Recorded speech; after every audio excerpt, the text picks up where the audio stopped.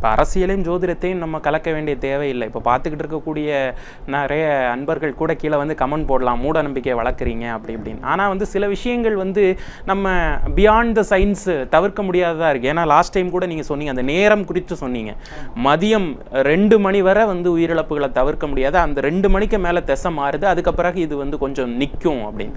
அது மாதிரியே இந்த 8 உயிரிழப்புகளும் அந்த கரெக்டாக அந்த மதியம் வரை நடந்தது, அதோட நின்றுடுச்சு.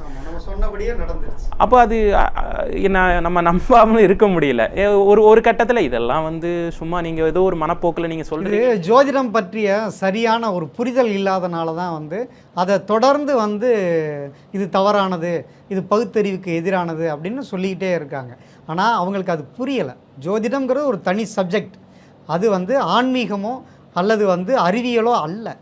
இது ஒரு தனி கால்குலேஷன். ஸோ அந்த கால்குலேஷன் அடிப்படையில் தான் சொல்கிறோம். அது புரிஞ்சுக்கிறதுக்கு கொஞ்சம் நாள் ஆகும். ஆனால் நடைமுறை பலன்கள் நம்ம அதை ப்ரூவ் ஆகுதில்லை.